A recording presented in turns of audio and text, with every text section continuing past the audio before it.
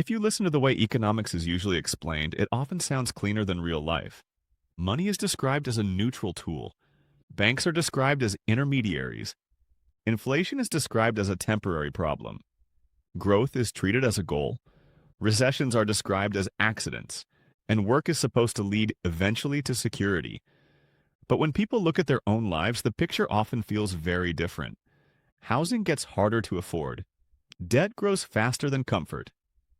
Wages do not seem to keep up with what life requires. Asset prices rise faster than salaries. Inflation cools, but life still feels expensive. And even people doing reasonably well can feel structurally exposed.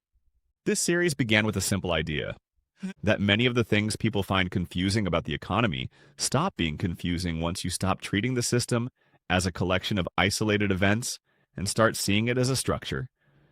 A structure with rules, a structure with incentives, a structure that produces patterns. So in this recap, I want to bring all of those patterns together, not as separate episodes, but as one system. Because that is what quiet economics has really been about from the beginning. Not prediction, not outrage, not ideology, just structure. And once you understand the structure, many things that feel chaotic begin to look strangely consistent. Part 1. Money is not what most people think it is. The most important place to begin is with money itself. Most people are taught a simple story. Banks take deposits from savers, then they lend those deposits to borrowers. The economy grows as money moves from one person to another. It also leaves out the most important part.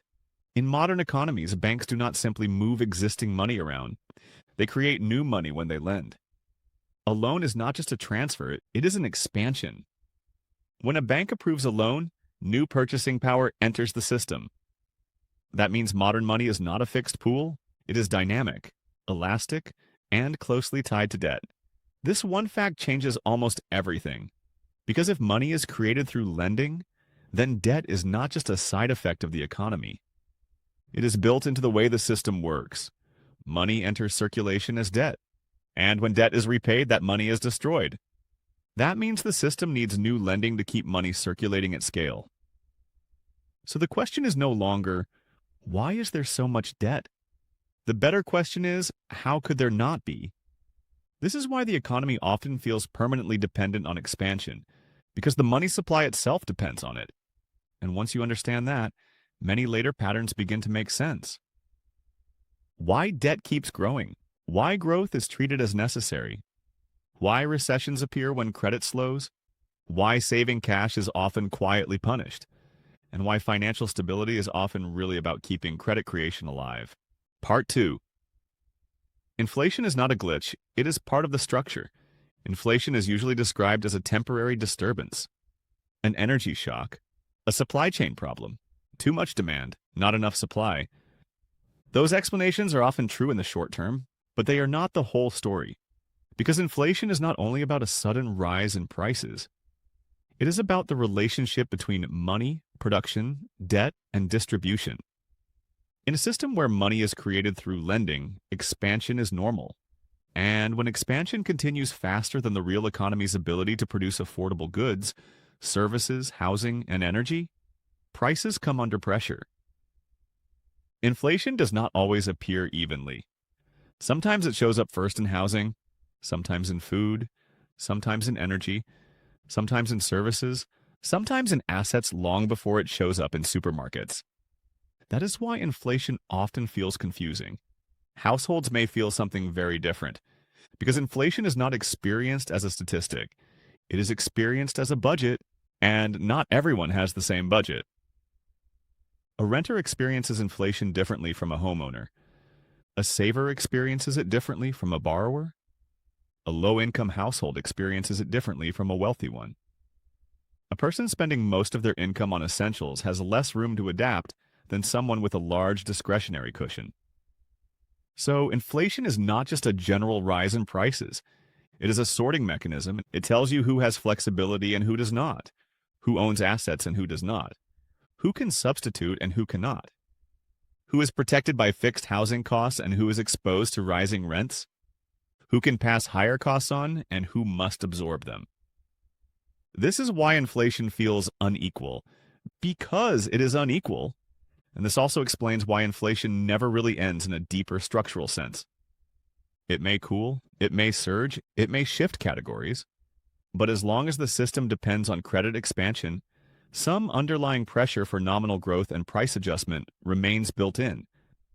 The form changes, the mechanism does not. Part 3. Saving became less rewarding because the system rewards movement. One of the strangest features of modern economic life is that saving is praised morally but often punished structurally. People are told to be disciplined, to put money aside, to think long term. But the system increasingly rewards money that moves. Money invested, money leveraged, money placed into assets, money converted into housing, equities, businesses, or other claims on future value. Cash savings, by contrast, are exposed to erosion. If inflation outpaces returns, savers lose purchasing power slowly and quietly. But over time, it is extremely powerful. This is one reason people who do the right thing often feel as though they are falling behind. They are obeying an older moral logic in a newer financial system. A system where standing still is no longer neutral. And this matters because saving used to be a route toward security and eventual asset ownership for the middle class. Now, in many cases, asset prices move faster than savings can catch up. This turns saving into defense rather than advancement. A buffer, not a ladder. It still matters, but it no longer works in the way many. Part 4. Debt grows because the system requires it. Once money and debt are understood together, the question of ever-rising debt becomes less mysterious. Debt grows because the system is built to expand through credit. That is the structural answer.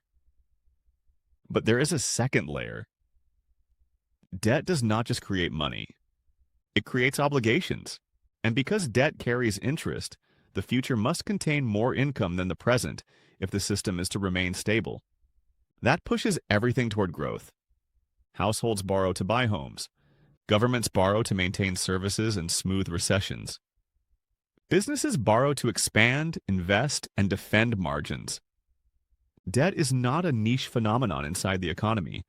It is one of the main ways the economy moves forward in time. The problem is that debt makes the future more demanding. If income growth slows, debt becomes heavier. If rates rise, debt becomes more expensive. If confidence weakens, refinancing becomes harder. This is why the system is so sensitive to slowdowns. Not because every slowdown is catastrophic by itself, but because debt makes the economy dependent on continuation. Continuation of income, continuation of lending, continuation of confidence. So debt keeps growing not because societies are uniquely foolish, but because stopping debt growth in a debt-based system feels like stopping the machine itself. Part 5. Central banks matter, but they do not control the whole system. When people feel economic stress, they often turn toward central banks as if they are the system's ultimate managers. Raise rates, cut rates, print money, withdraw liquidity. It creates the appearance of central control. But central banks do not command the economy. They influence it. That distinction matters. Central banks can change the cost of borrowing. They can shape expectations. They can support financial systems in crises, but they do not build houses. They do not raise productivity directly. They do not choose how private credit gets allocated. They do not erase demographic pressure. They do not fix weak public infrastructure. They do not guarantee that wage gains will be widely shared. This is why central banks can feel powerful and limited at the same time. They can affect conditions, but they cannot redesign the structure beneath those conditions. And that is also why interest rates do not work as cleanly as people think. Higher rates may cool demand, but they may also make housing less accessible. They may reduce investment. They may hurt new borrowers while rewarding certain savers. They may cool asset markets in one place while intensifying rental strain in another. Rates are a price, not a command. They shift behavior unevenly across a system full of different balance sheets. That means the same policy does not land evenly. And because the economy is deeply leveraged, even a small change in rates can produce large differences between households, firms, and sectors. Part 6. Banks shape the economy by deciding where credit goes. If banks create money through lending, then the question becomes, where does that money go? This is one of the most important questions in the entire series, because banks do not just create money in the abstract. They direct purchasing power into particular parts of the economy. And in practice, they often prefer lending against assets rather than against uncertain productive activity.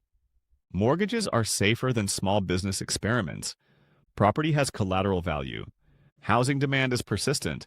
Land and buildings can be repossessed. That means credit often flows most heavily into housing and other asset markets. And when credit flows into asset markets, those asset prices rise. This creates a feedback loop. Higher prices create more collateral. More collateral supports more lending. More lending pushes prices higher. That loop is one of the core reasons housing and assets often rise faster than wages. The system is not neutral in where new money goes, and because banking profits are tied to interest on created credit, this process is not accidental.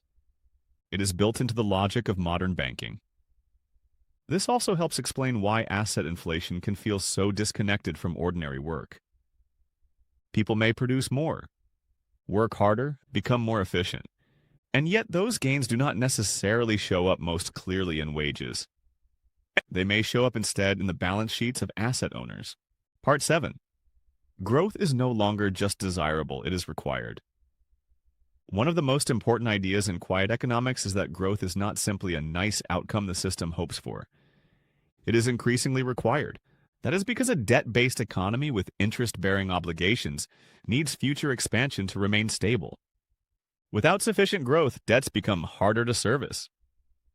Public finances strain. Household budgets tighten. Businesses hesitate. Defaults become more likely. Politics becomes more unstable. This does not mean growth solves everything. It often hides problems rather than solving them. But that is exactly the point. Growth stabilizes the system, even when it does not distribute its gains evenly. That is why governments chase it so relentlessly. Why recession is feared so deeply. Why stagnation feels political as well as economic. Why even modest slowdowns can create anxiety far out of proportion to the size of the change. Growth is the oxygen of the system. And when growth becomes harder, because populations age, productivity weakens, or credit saturates, the underlying tensions become more visible. This is also why asset inflation often becomes a substitute for real broad-based prosperity. Markets rise, house prices rise, balance sheets expand, but if wages do not keep up and younger households are locked out of assets, the prosperity is uneven. And eventually that unevenness becomes political. Part 8. Recessions are not accidents, they are part of the rhythm. If a system is built on credit expansion, then recessions become easier to understand. They are what happens when expansion weakens, debt pressure intensifies, and confidence turns. Before every recession, there is usually a period of optimism. Credit grows, asset values rise, risk feels manageable. And then people begin to assume the future will resemble the recent past. That is where fragility accumulates. Then something changes. Lending slows. Asset prices wobble. Demand softens. Confidence weakens. What looked stable begins to reverse. Because modern economies are highly interconnected and leveraged, small changes can have large effects. A little less lending, a little less spending, a little less hiring. Those small changes compound. Recessions, then, are not mysterious. They are the release of pressure from a system that built fragility during expansion. Authorities respond because they want to prevent collapse.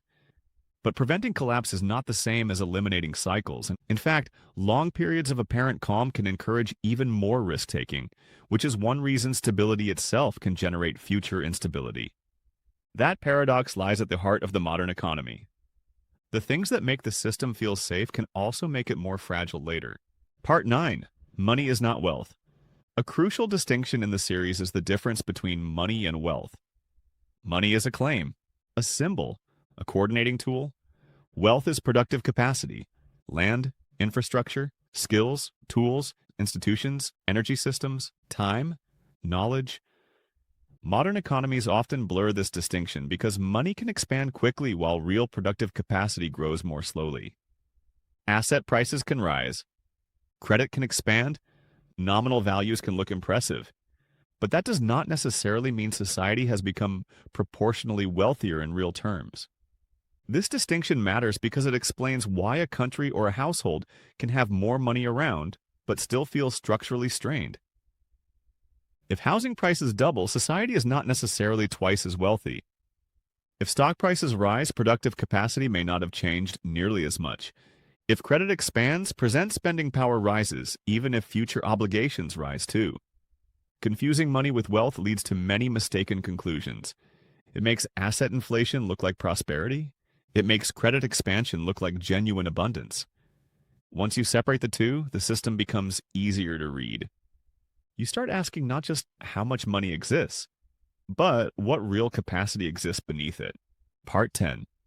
Productivity gains no longer translate cleanly into wages. For a long time, the dominant economic promise was simple. If workers produced more, they would earn more. That relationship held more strongly in the post-war decades, especially under conditions of stronger unions, more regulated national labor markets, and a different industrial structure. But over recent decades, productivity kept rising while wage growth for many workers weakened relative to those gains. Why? Because the distribution mechanism changed. Globalization changed labor bargaining. Automation changed the role of labor in production. Financialization shifted corporate priorities. Ownership captured more of the upside. Institutions that once linked output gains to wage gains weakened. This does not mean productivity stopped mattering. It means who captures it matters more than ever. And because capital ownership is much more concentrated than labor income, the gap between productivity and pay became one of the key drivers of modern frustration. Workers can produce more value than ever. That does not guarantee that the system will route the gain back through wages. Sometimes it routes it through profits, sometimes through stock prices, sometimes through executive compensation, sometimes through cheaper output for consumers, but not necessarily through pay packets in proportion to the gain. This is one of the reasons why many people feel the economy is performing while their own life feels stuck. They are seeing output, but not sharing in it the same way. Part 11. Markets are not purely rational because people are not. Traditional economic theory often treats people as rational actors, but real economic life is full of fear, imitation, habit, overconfidence, anchoring, loss aversion, and narrative. That is where behavioral economics enters the picture. People do not process money and risk with perfect clarity. They panic in crashes, they chase booms, they hold losing assets too long, they follow crowds, they become anchored to old prices. They believe stories when systems become too complex to understand directly. This matters because economic systems are made of human decisions, and human decisions are emotional as well as logical. Booms are not only financial, they are psychological. Recessions are not only technical, they are behavioral. Inflation itself is experienced psychologically too. If people expect prices to rise, they behave differently. If they feel poorer, they spend differently. If they lose trust and stability, they plan differently. That means economics is never only about models. It is also about how humans behave inside structures they only partly understand. And that is why stories matter so much in markets. Because stories organize expectations when complete knowledge is impossible. Part 12. Asset prices rose faster than wages because credit, ownership, and policy pushed them upward. One of the most powerful recurring themes in the series is the divergence between asset prices and wages. Why do houses, stocks, and land seem to run away from incomes? Because asset markets are supported by forces wages do not enjoy in the same way. Low interest rates raise asset valuations. Credit creation feeds property markets. Global capital flows into desirable locations. Existing owners benefit from compounding. Productivity gains increasingly support profits and valuations rather than broad wage growth. Housing supply often remains rigid even as financial demand expands. All of that means ownership becomes more powerful than labor in shaping long-term security. And that changes the social structure of the economy. A worker depending primarily on wages experiences the system differently from someone whose assets are compounding. The first relies on effort and salary. The second benefits from appreciation, leverage, and ownership. This is why many societies feel as though they have become more unequal, even where outright destitution has not necessarily surged in the same way. Because the central divide increasingly sits between access to assets and lack of access to assets. That divide shapes housing, retirement, inheritance, education, geography, and family formation. And once asset inflation becomes normal, middle-class life itself starts to split. Owners and non-owners stop living inside the same economic future. Part 13. The middle class feels squeezed because the old formula stopped working. The squeeze on the middle class is not simply about one bad year or one bad policy. It is the result of several shifts happening together. Housing became more expensive. Wealth pulled away from income. Job quality became less stable in many sectors. Essential services became more costly. Risk moved from institutions to households. And many of the markers of a secure middle-class life became harder to obtain and maintain. This means people can earn decent incomes and still feel pressure. Not because they are mismanaging their lives, but because the cost structure around stability changed. Education, childcare, healthcare, transport, housing, insurance, retirement. These are not luxuries. They are the architecture of ordinary security. And when that architecture becomes more expensive while wages do not keep pace proportionally, life starts to feel defensive. The middle class is no longer just trying to advance. It is increasingly trying not to slip. That is one of the deepest emotional truths in the series. Not universal decline, not total collapse, but a steady erosion of ease. A sense that stability must now be constantly maintained rather than gradually accumulated. Part 14. Inflation affects different people in radically different ways. This brings us to one of the most important clarifications in the later episodes. Inflation is not one experience. It differs by income, by housing status, by age, by geography, by debt structure, by job type, by ability to substitute, by whether a household owns assets or relies only on wages. A wealthy homeowner with a fixed-rate mortgage does not experience inflation the way a low-income renter does. A retiree holding cash savings does not experience it the way a heavily indebted household does. A family in a poorly insulated rural home does not experience energy inflation the way an urban professional in an efficient apartment does. This is why the phrase "inflation is coming down" can be technically true and emotionally empty. Because the damage inflation causes is not erased when the rate slows. Prices remain higher. Savings may already be depleted. Housing stress may already have worsened. Nutritional choices may already have changed. Debt may already have been taken on. Inflation, then, is not just about rates. It is about distribution and scars. It exposes who has buffers, who has options, who owns, who rents, who can wait, who cannot. And because the categories that matter most, housing, food, energy, services, are unevenly felt, inflation is one of the clearest ways the system reveals its deeper inequalities. Part 15. Put together, this is what the system looks like. If we pull these episodes together, the pattern becomes clearer. Money is created through debt. Debt requires growth. Growth depends on credit, confidence, and productivity. Banks direct credit toward assets, especially housing. Asset prices rise faster than wages. Saving cash becomes less effective. Ownership becomes more important than income. Central banks can influence the pace but not rewrite the structure. Recessions emerge when expansion weakens and fragility is exposed. Inflation redistributes unevenly across households. The middle class feels squeezed because the old route to security, work, save, buy, stabilize, no longer functions as reliably in a more asset-driven, debt-dependent economy. This is not a conspiracy. It is not one villain, not one institution, not one decision. It is a system of incentives that produces recurring outcomes. And once those outcomes are understood structurally, the confusion begins to lift. You stop asking why the same problem keeps appearing in different forms, and you start seeing that they are often the same problem. Debt showing up as growth dependence. Growth dependence showing up as housing inflation. Housing inflation showing up as middle class pressure. Middle class pressure showing up as political strain. Political strain showing up as anxiety about fairness, ownership, and legitimacy. The economy is not a collection of unrelated puzzles.